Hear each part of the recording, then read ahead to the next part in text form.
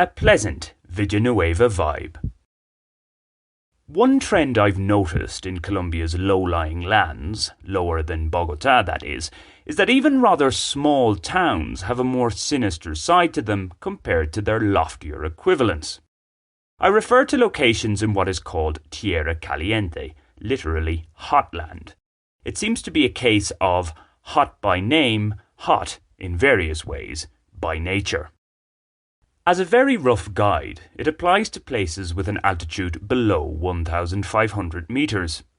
That is to say, an urban centre closer to sea level is, in my experience, more prone to insecurity issues than a similar-sized settlement at a higher altitude and thus cooler climate. I've found this nastier nature in the likes of Chaparral, Girardot, La Dorada and Tocaima. Thus, it was to my pleasant surprise that I encountered no such dangers in the largely nondescript town of Villanueva on a recent, somewhat unplanned visit there. The nearby Monterrey had been the original choice, but bus schedules and routes meant it was easier and cheaper to get to Villanueva. For this particular trip, the destination was of secondary importance to the need to escape Bogotá. At 420 metres above sea level and sitting at the entrance to the Casanare department's vast low-lying plains, Los Llanos, which lead all the way to Venezuela, Villanueva's economy is chiefly driven by bovines and barrels. It is, after all, Colombia's cowboy country and also an important petroleum-producing region. Indeed, the principal peeve is the regular noise from the big oil trucks constantly passing through. As my first night taught me, it's best not to take a hotel close to the main street. Thankfully, owing to the fact, one assumes, that it is a trucker stop, the town has many accommodation options dotted all over. That aside, while the heat may give it a coastal vibe, minus the sea of course, there appear to be none of those overbearing costeño types about, costeños being Colombians from the coast, particularly the Caribbean region. One is generally left to one's own devices. Do note, I visited midweek, maybe it's different at the weekends, but I doubt it. While my referring above to Villanueva as nondescript may seem negative, it's just a case that, architecturally wise, it hasn't much going for it.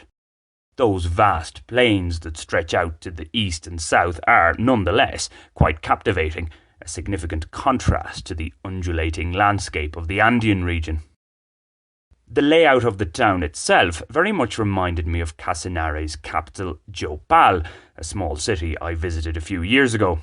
I do recall being rather indifferent about Yopal. In fact, I remember thinking that it was relatively expensive, most likely due to the oil economy, so I left with more of a negative than positive impression. Villanueva, on the other hand, seems affordable across the board. It must also be said that as a result of my current mindset, even hell would entice me because of my general boredom with Bogotá.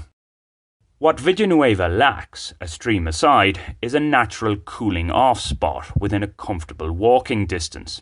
Yopal, for its part, does have the expanses of the river Cravo Sur close by. There is, though, the impressive Rio Upia, 8 kilometres south.